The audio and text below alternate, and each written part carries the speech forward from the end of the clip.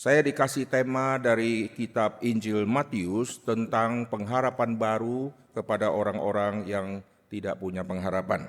今天早上的主题就是为那些无助的人带来新的盼望。 Mari kita lihat di dalam Matius pasal yang ke-15, 我们一起打开马太福音的15章， dari ayat ke-29 sampai ayat ke-31, saya akan khotbah di dalam 3 khotbah yang berbeda di hari ini. 29到31节，但是今天3场的道都是不一样的。 Saya akan baca dulu di dalam bahasa Indonesia, lalu nanti yang Mandarin akan baca 3 ayat. Setelah meninggalkan daerah itu, Yesus menyusur pantai Danau Galilea dan naik ke atas bukit, lalu duduk di situ. Kemudian orang banyak berbondong-bondong datang kepadanya membawa orang lumpuh, orang timpang, orang buta, orang bisu, dan banyak lagi yang lain, lalu meletakkan mereka pada kaki Yesus, dan ia menyembuhkan mereka semua. Maka takjublah orang banyak itu melihat orang bisu berkata-kata, orang timpang sembuh, orang lumpuh berjalan, orang buta melihat, dan mereka memuliakan Allah Israel. 耶稣离开那地方，来到靠近加利利的海边，就上山坐下。有许多人到他那里，带着瘸子、瞎子、哑巴、有残疾的和好些别的病人，都放在他脚前，他就治好了他们。甚至众人都稀奇，因为看见哑巴说话，残疾的痊愈，瘸子行走，瞎子看见，他们就归荣耀给以色列的神。 Saya akan ajak kita lihat Yesaya pasal ke-35, karena semua daftar penyakit-penyakit yang kita baca tadi, ini adalah tanda Mesias. 我也邀请大家打开以赛亚书的35章，因为刚刚我们所读到的那些疾病都是弥赛亚的记号。 Yesaya 35 ayat 5 dan 6 saya baca dalam bahasa Indonesia terlebih dahulu. 以赛亚书35章第5到第6节，先用印尼语来读。 Pada waktu itu mata orang-orang buta akan dicelikkan, telinga orang-orang tuli akan dibuka. Pada waktu itu orang lumpuh akan melompat seperti rusa, dan mulut orang bisu akan bersorak-sorai, sebab mata air memancar di padang gurun dan sungai di padang belantara. 那时瞎子的眼必睁开，聋子的耳必开通。那时瘸子必跳跃向路，哑巴的舌头必能歌唱。在旷野必有水发出，在沙漠必有河涌流。 Saudara perhatikan mata, telinga, kaki, lalu mulut. 我们要看着有眼睛、耳朵，还有舌头、嘴巴。 Kita kembali ke Matius pasal yang ke-15, perhatikan di ayat ke-21, LAI kasih judul Perempuan Kanaan yang Percaya, referensinya di Markus pasal yang ke-7. 我们再打开马太福音的15章里的21节，那圣经的题目是迦南夫人，然后也是在马可福音第7章里也提到。 Matius pasal 15 ayat 21, Yesus pergi dari situ dan menyingkir ke daerah Tirus dan Sidon. 耶稣离开那里，到推罗西端的境内去。 Setelah perikop ini, baru masuk ke ayat 29 yang tadi kita baca tentang penyakit-penyakit yang disembuhkan. 这题目结束，然后再进入了我们刚刚读到的29节。 Sekarang kita lihat Matius pasal 15 ayat 21, ini paralel dengan Markus pasal yang ke-7 ayat 24. 这马太福音的15章21节和马可福音的第7章是相对的。 Lihat ayat 24, Yesus berangkat dari situ dan pergi ke daerah Tirus. 我们可以在马可福音的第7章那24节那里看到耶稣去了推罗。 Matius mencatat setelah peristiwa itu maka nanti berbondong-bondong orang yang sakit yang disebutkan tadi dibawa kepada Tuhan Yesus dan Yesus sembuhkan. 那里就记载，那他到了推罗之后，就众人跟着耶稣，然后耶稣就医治了他们。 Perhatikan waktu Markus mencatat bagian ini. 我们要注意，当马可记载这圣经节的时候， Markus melanjutkan peristiwa Yesus setelah dari Tirus 马可记载当耶稣到推罗之后的事件，他记载了。 dia mencantumkan ada orang yang sakit yang disembuhkan. 他那里记载了有疾病的人被医治了。 Sekarang saya akan baca dalam bahasa Indonesia saja supaya kita irit waktu. 所以现在我们就先用就只有用印尼语读。 Ayat 31 Markus pasal yang ke-7, kemudian Yesus meninggalkan pula daerah Tirus dan dengan melalui Sidon pergi ke Danau Galilea di tengah-tengah daerah Dekapolis. Di situ orang membawa kepadanya seorang tuli yang gagap dan memohon kepadanya supaya ia meletakkan tangannya ke atas orang itu. Dan sesudah Yesus memisahkan dia dari orang banyak sehingga mereka sendirian, ia memasukkan jarinya ke telinga orang itu, lalu ia meludah dan meraba lidah orang itu. Kemudian sambil menengadah ke langit Yesus menarik napas dan seterusnya. Sekarang ayat yang ke-37. Mereka takjub dan tercengang dan berkata, ia menjadikan segala-galanya baik, yang tuli dijadikannya mendengar, yang bisu dijadikannya berkata-kata. Ini adalah tanda Mesias. 这就是弥赛亚的记号。 Ada penyakit-penyakit yang Tuhan siapkan tidak boleh disembuhkan oleh siapapun sebelum Kristus yang sembuhkan. 有些疾病，神是预备不被别人可以医治的，就只有基督可以医治。 Satu sisi orang yang kena penyakit itu mengalami musibah dan aib. 那一边那个有得到疾病的人，他就得到疾病了。 Tapi sisi yang lain mereka yang alami musibah penyakit itu mereka dikenang di sepanjang zaman. 但另一边就是那些得到疾病的，他们都是被纪念了。 Karena mereka adalah orang yang Tuhan siapkan khusus nanti akan berjumpa dengan Mesias dan Mesias akan menyembuhkan mereka. 因为他们都是神预备好的人，可以将来见弥赛亚的人。 Hari ini saya akan di KU1 saya membahas terlebih dahulu tentang penyakit yang disebut di ayat 32 Injil Markus, tuli lalu gagap atau bisu nanti. 这里第一堂我们先要讲到的就是关于瞎眼耳朵耳聋的人，还有哑巴的人。 Tuhan menciptakan manusia sebelum manusia dilahirkan ke dalam dunia, manusia ada di dalam kandungan seorang ibu. 神创造人，他还没来到这世界的时候，他是在母亲的胎里。 Perhatikan organ-organ yang Tuhan cipta satu persatu nanti akan bermunculan di dalam kandungan.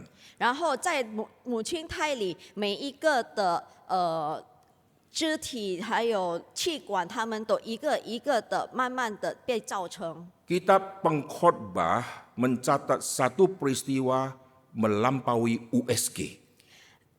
这我们在那个传道书里说到，人被造的时候是比那个 USG 超音波高的。 Waktu seorang ibu yang sudah mengandung di USG, maka tampak ada gerakan-gerakan dan bahkan ada yang lebih tajam bisa nampak itu seperti tulang belulang di dalam perutnya. 在胎儿的时候，如果我们在照超音波的时候，都可以看得很清楚，胎儿的那些骨头怎样的慢慢一个一个的被建。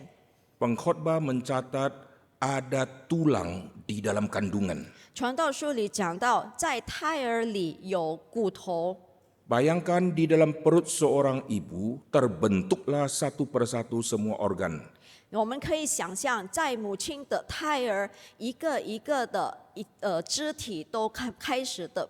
Dan Tuhan menciptakan satu organ yang bisa terobos dari dalam, bisa mendengar yang di luar.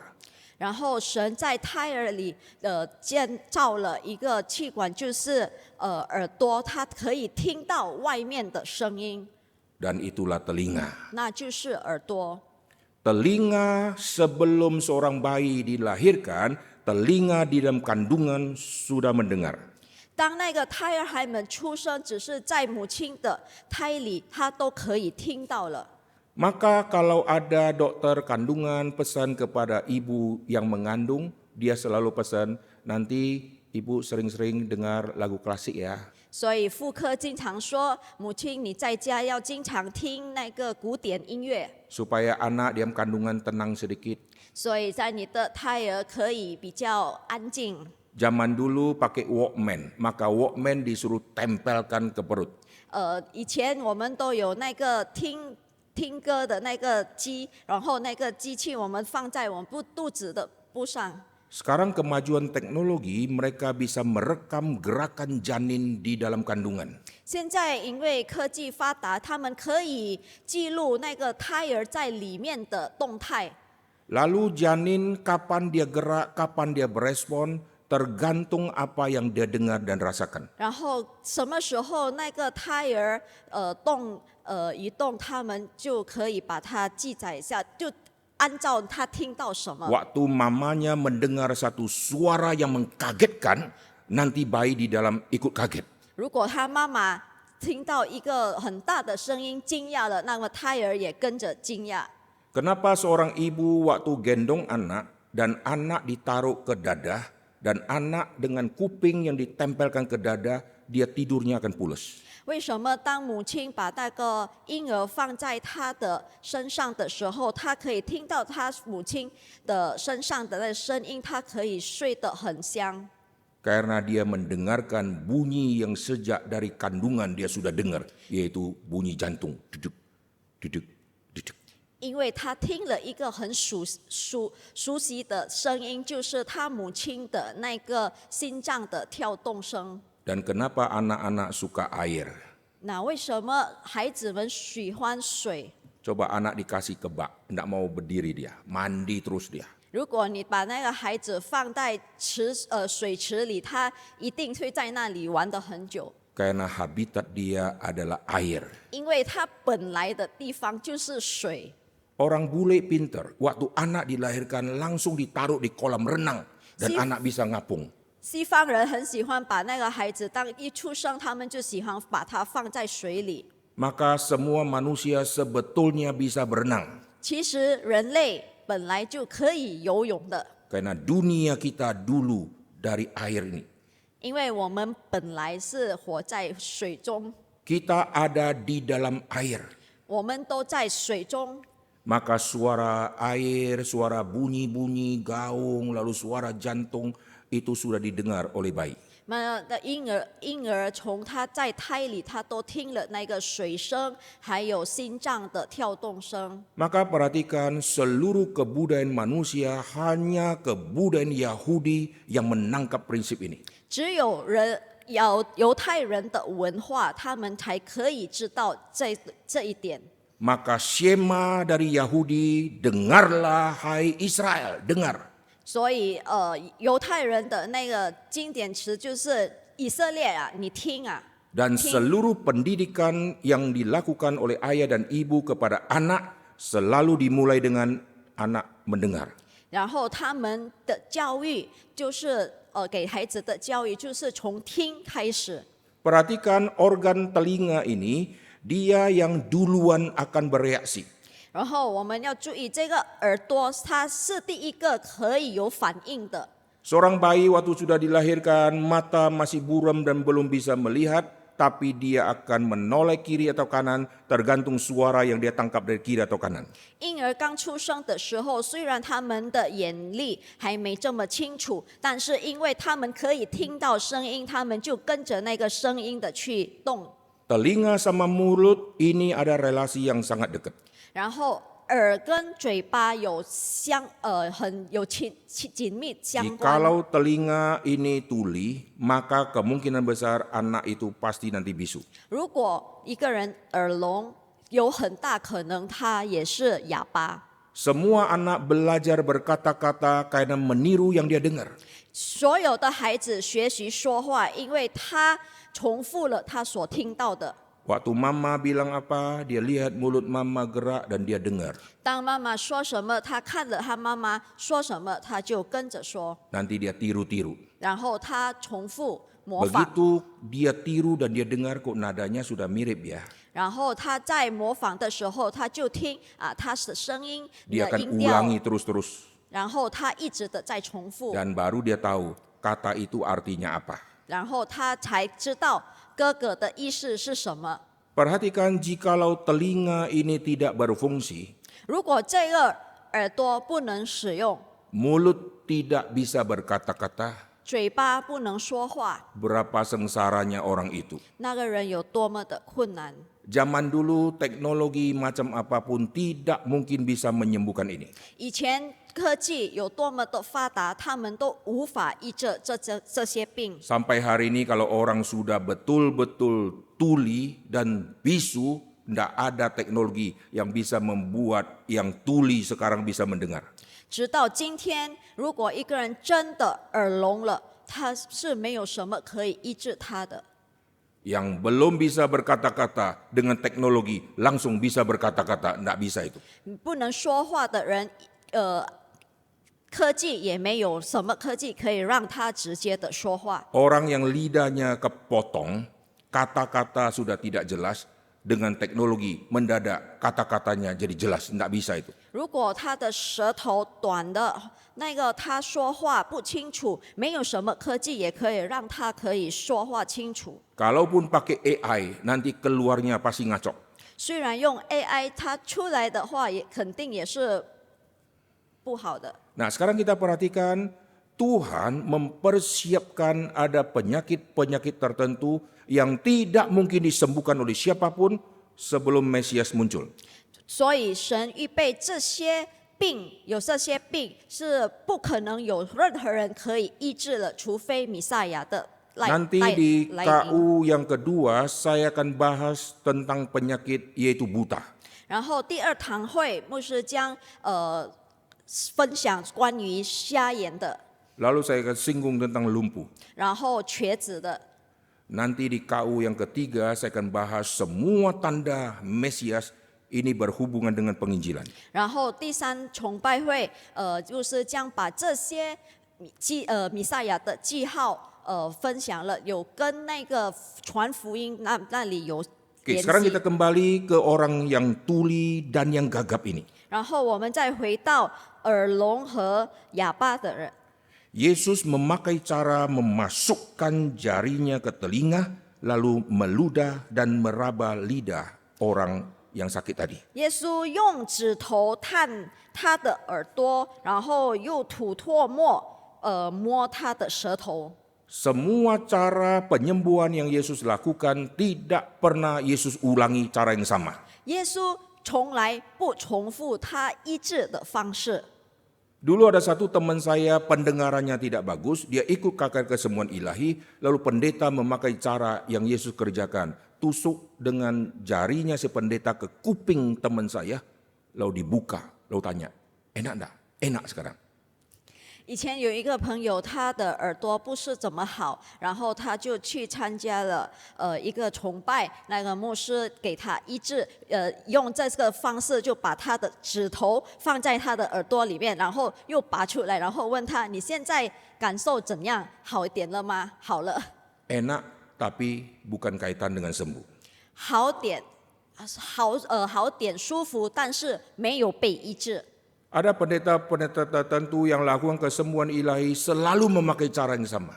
然后有一些牧师他们用同样的方式一直的去医治祷告， Ada yang memakai cara tepuk-tepuk, 有的是拍拍的方式， ada yang pakai minyak. 有的是用油。 Semua yang dikerjakan secara repetisi ini tidak pernah dilakukan di dalam kitab suci. 这些他们所重复做的，在圣经里是没有的。 Sapu tangan dipakai oleh Paulus cuma satu kali. 然后那个保罗的手帕只有用了一次， Yesus tusuk dengan jari ke telinga cuma 1 kali. 耶稣用指头探他耳朵里也是只有一次， Yesus meludah dan meraba lidah orang itu cuma 1 kali. 耶稣吐唾沫摸舌头也是只有那一次。 Dan nanti penyembuhan kepada orang buta, Yesus meludah ke tanah, Yesus oleskan dengan tanah, lalu tempel ke mata orang buta. Ini cuma 1 kali. 然后耶稣医治瞎眼的人，就是吐唾沫到土里，然后搅和，然后把那个土沫磨到他的眼睛，那也只有一次。 Kenapa Yesus lakukan dengan cara yang tidak diulang-ulang? 为什么耶稣没有重复他医治的方式呢？ Untuk membuktikan kuasa Tuhan, kuasa yang tidak terbatas diikat oleh 1 cara. 为了证明耶稣的全能，不仅仅不是被一个形式所捆绑的。 Ada hamba Tuhan kalau khotbah misalnya tema A, dia khotbah 10 kali isinya sama. 有的牧师他一个题目，他10次讲那个题目，也是内容是一样的， Karena PowerPoint-nya sama.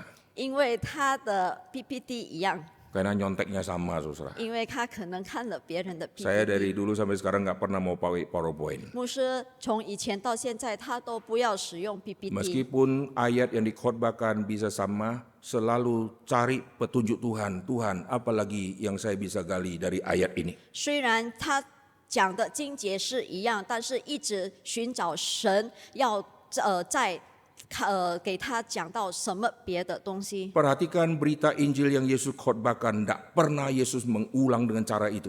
然后我们也注意，耶稣所讲的道，他也没有重复的。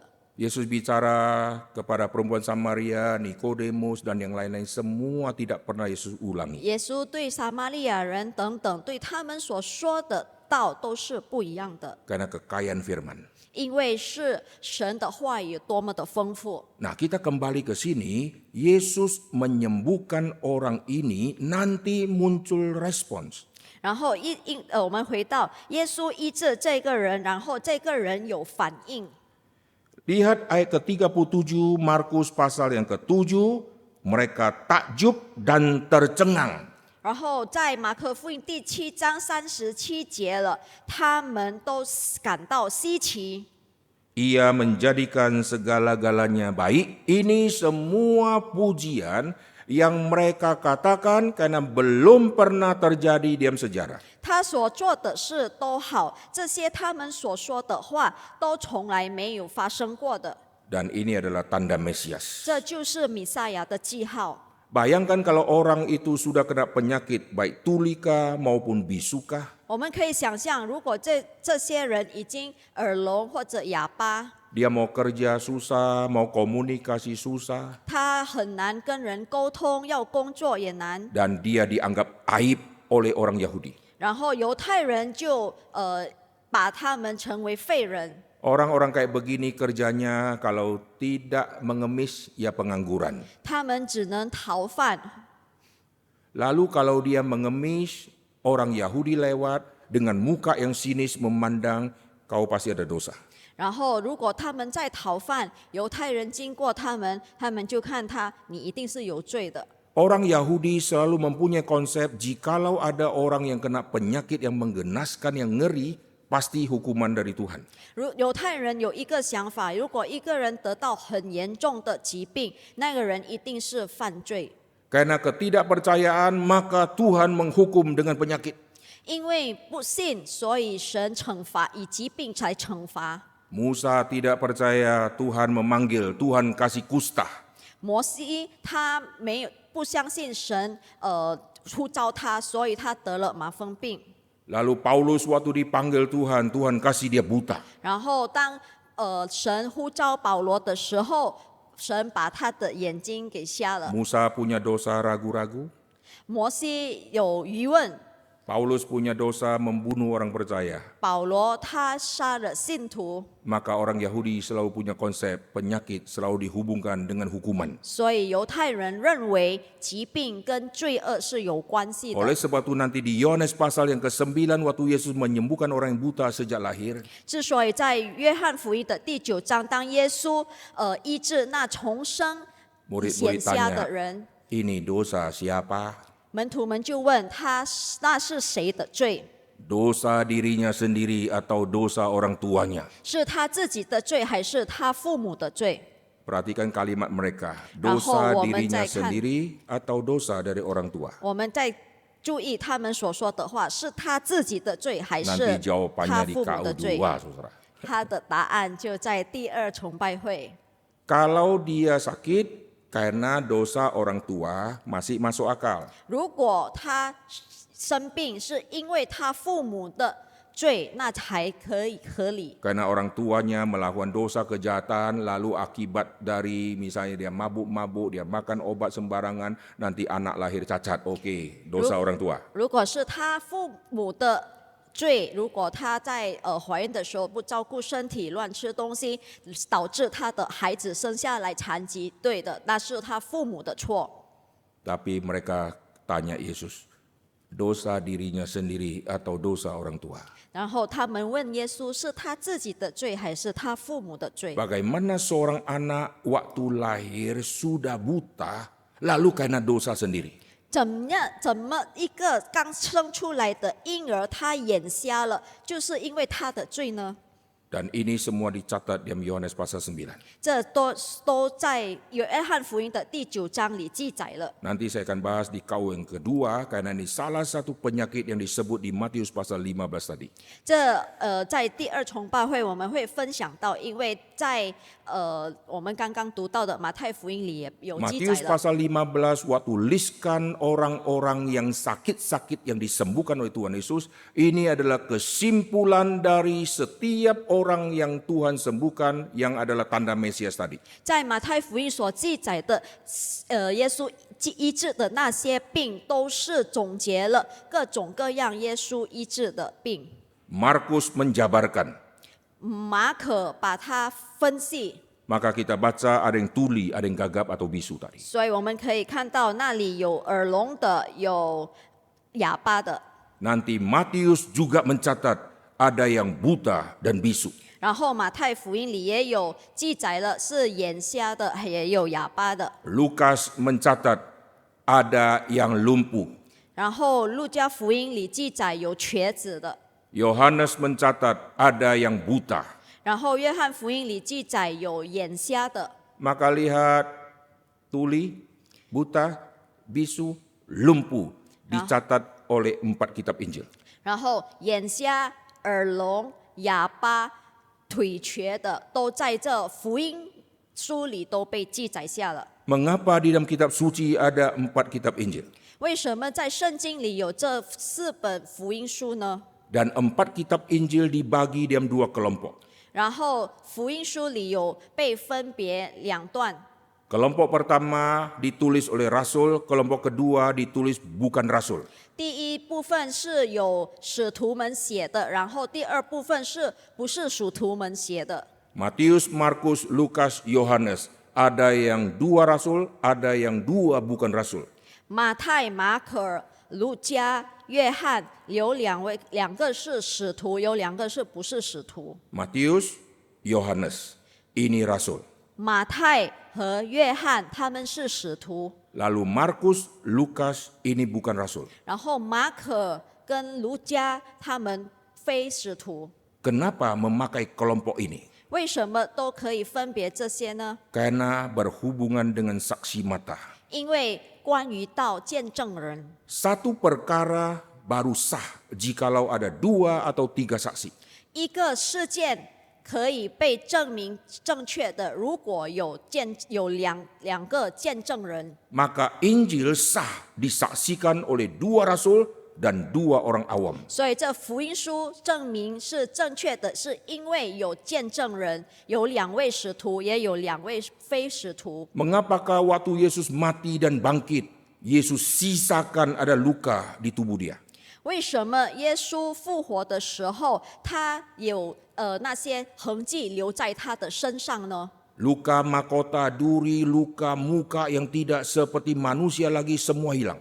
那些脸啊什么的痕迹都失去了，没有了。 Semua bekas cambuk-cambuk semua hilang. 那些被鞭打的痕迹也不见了。Dan waktu Yesus menampakkan diri, tidak ada komentar dari orang yang melihat wajah Yesus mengerikan. 那些耶稣把他显示给众人的时候，没有人害怕，感到害怕。 Dan 3 luka yang disisakan, luka di tangan, luka di kaki, dan luka di lambung.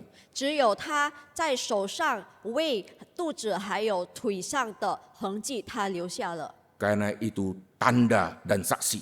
因为那就是记号还有见证。 Oleh sebab itu waktu Thomas tanya, kalau saya belum tusuk, saya tidak akan percaya. 然后托马斯他就说，如果我没有自己亲手的去摸，他不相信。 Kenapa dia katakan seperti itu? 为什么他这样的说呢？ Karena dia tuntut bukti. 因为他需要证明。 Dan Yesus punya luka yang tersisa, itu ada 3 titik.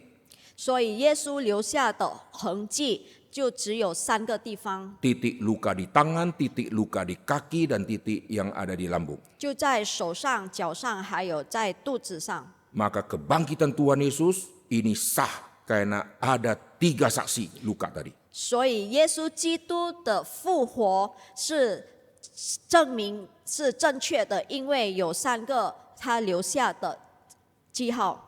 Perhatikan daftar nama penyakit-penyakit tadi.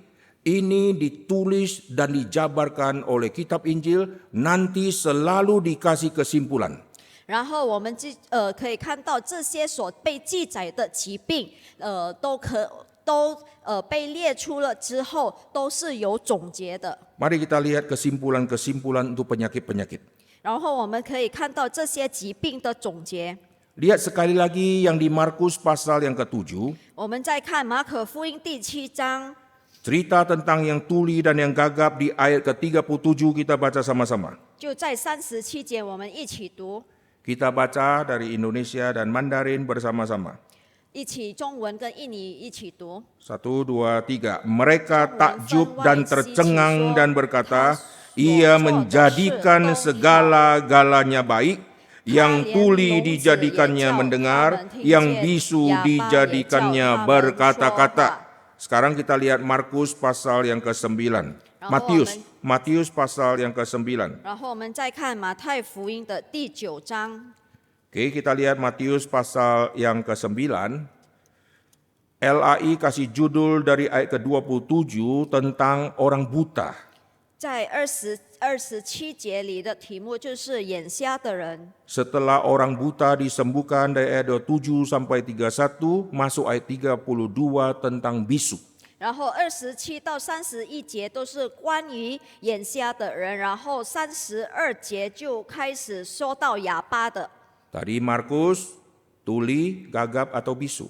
然后刚刚马可说的是耳聋哑巴， Matius mencatat buta lalu bisu. 马太他记载了眼瞎还有哑巴。 Saya baca ayat 32 dalam bahasa Indonesia. Sedang kedua orang buta itu keluar, dibawanya kepada Yesus seorang yang bisu yang kerasukan setan. Dan setelah setan itu diusir, dapatlah orang bisu itu berkata-kata. Maka heranlah orang banyak katanya, yang demikian belum pernah dilihat orang di Israel. Ini tanda Mesias. 这也是弥赛亚的记号。 Buta bisa melihat. 眼瞎的人可以看见， Bisu bisa berkata-kata. 哑巴的人可以说话。 Lalu muncul respon, yang begini kami belum pernah lihat. 然后他们的反应就是这从来没有见过的这样事。 Sekarang kita lihat Lukas pasal yang ke-5, waktu mencatat tentang orang lumpuh. 然后我们再看路加福音的第5章， Di kitab Lukas pasal yang ke-5 dari ayat ke-17 ini konteksnya orang lumpuh. 路加福音第5章17节，那是关于瘸 Lihat 腿 setelah 瘸 orang 的。 lumpuh ini disembuhkan di ayat ke-26 muncul respons. 然后在26节就出现了反应。 Lukas 5 ayat 26. Semua orang itu takjub lalu memuliakan Allah dan mereka sangat takut katanya. Hari ini kami telah menyaksikan hal-hal yang sangat mengherankan. 路加福音第5章的26节，众人都惊奇，也归荣耀与神，并且满心惧怕，说：“我们今日看见非常的事了。” Sekarang saya ajak kita lihat Yohanes pasal ke-9, orang yang buta sejak lahir. 然后我们再看约翰福音的第9章，就是重生眼瞎的人。 Pasal 9 ayat ke-32. 第9章32节， Yohanes 9 ayat ke-32.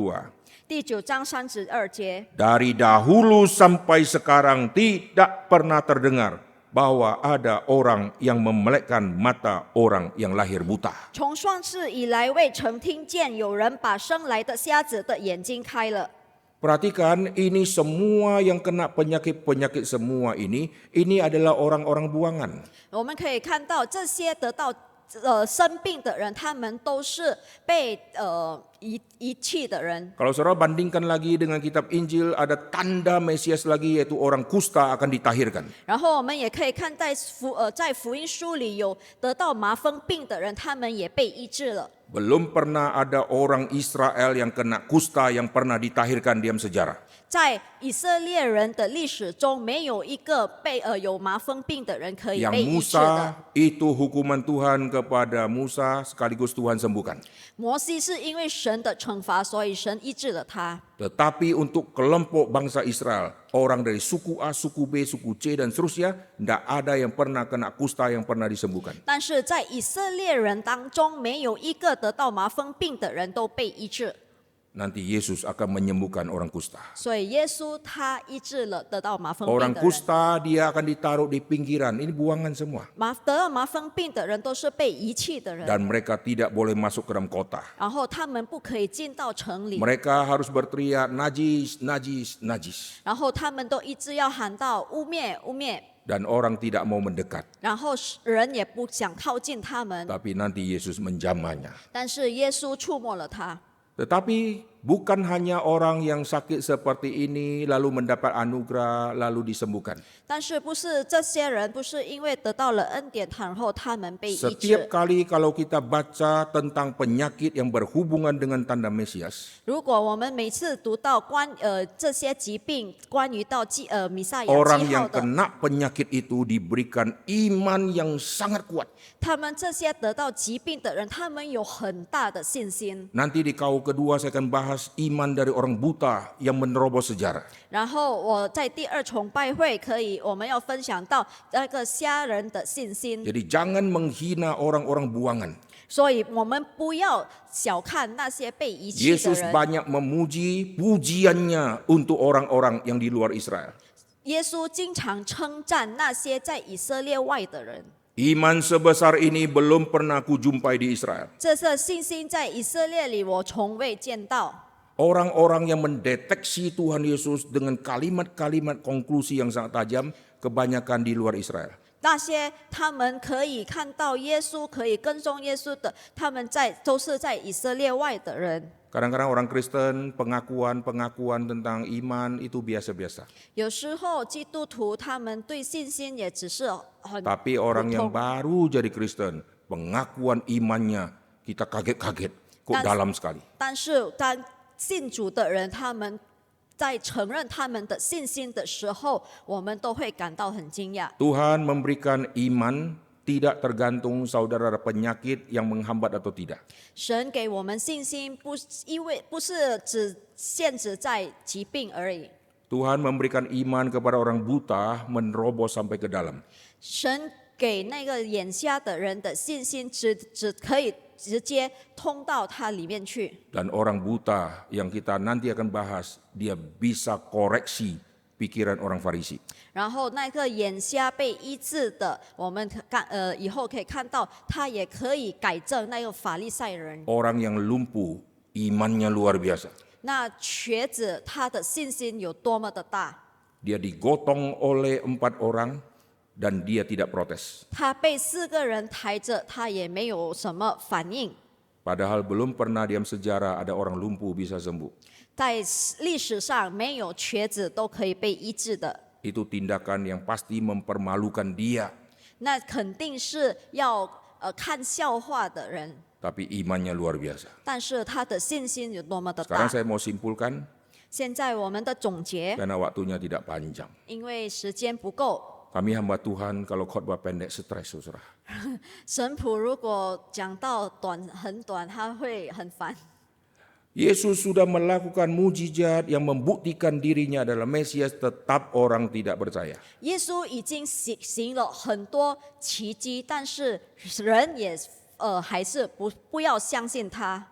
Maka saudara jangan kira saudara bisa jadi Kristen karena pengkhotbahnya pintar berkhotbah. 所以你不要认为你可以成为基督徒，是因为讲道的人有讲得多么的好。 Pendetanya bisa siapkan slide yang begitu menarik, maka saudara bertobat. 如果牧师可以预备很好的 PPT， 那么你可以悔 Apakah 改。 Yesus khotbah kurang menarik? 那么耶稣讲的道不好吗？ Yesus khotbah kurang dalam? 耶稣讲的道不够深 Mujizat 吗？ Yesus biasa-biasa saja? 他行的奇迹很平常吗？ Semua spektakuler. 那些都很不平凡的， Tapi orang malah membunuh dia. 但是人却杀了他。 Maka jikalau kita bisa menangkap firman, 那么如果我们可以得到这个道， telinga dibuka bisa nangkep, 我们的耳被开可以听到， mulut dibuka untuk bisa 然后 berkata-kata, 我们的嘴巴被开可以说 kaki 话， disembuhkan untuk bisa melangkah, 脚被医治可以走动， maka Injil akan tersebar. 那么福音就可以被传扬。 Nanti di kau ketiga saya akan membahas semua penyakit ini penghambat penginjilan. 然后我们在第三崇拜会，我们可以分享到这些疾病阻碍了传 Dan 福音， hanya Kristus yang bisa menyembuhkan ini. 只有基督才可以医治。 Orang Kristen sekarang penyakitnya apa? 现在基督徒的疾病是什么？ Telinga enggak peka, 耳朵不敏锐， karena sudah peka.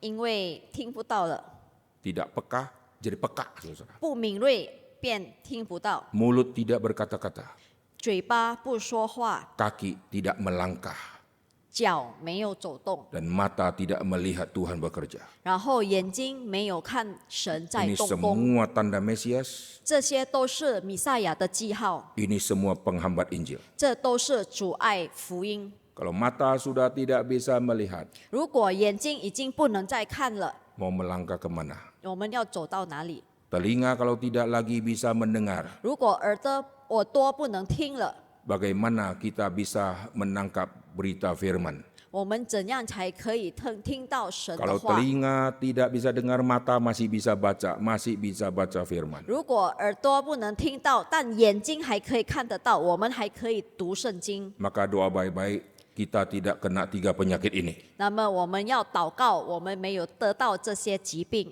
Terakhir, 最后， penyakit yang betul-betul penghambat Injil. 最后真正阻碍福音的疾病 Penyakit apa? 是什么疾病 Siapa tahu? Stroke. ？stroke 就是半身不遂， Stroke membuat tangan begini. 就是半身不遂使手不能动， Stroke melumpuhkan kaki. 半身不遂使腿也不能走， Kaki tidak bisa gerak lagi. 腿不能再走动了， Mulut dibuat bengkok. 然后嘴巴也歪了， Berita firman tidak bisa tersalur lagi. 神的福音不能被传扬了， Nanti mulai kena, telinga mulai kena. 然后耳朵开始不能 Dengar 使 ada 了， gangguan. 然后眼睛也开始不能使了， Mata dan telinga sekarang mulai gangguan. 然后耳朵、眼睛就开始 Mau gerak, kaki nggak bisa jalan. 要走动，脚不能走， Mau ngomong, tidak ada kata-kata keluar. 要说话也说不出话， Mau tulis untuk kirim surat ini, tangan nggak bisa nulis. 要写信，但是手也不能再写字 Wah, ini 了， sengsara. 这很困难。 Orang kena kanker, mulut masih bisa berkata-kata. 得到癌症的人，他的嘴还可以说话； Orang lumpuh, kalau mulut masih bisa berkata-kata, masih mending. 如果瘸子，他还可以说话，那还可以。 Tapi kalau sudah stroke, 但是如果是半身不遂， maka cepat-cepat cek kesehatan ya. 那么要 Jangan sampai kena penyakit ini. 我们要立刻的去检查，不要得到这个疾病。 Nanti saya akan lanjutkan khotbah ini. Mari kita berdoa. 然后我们一起祷告。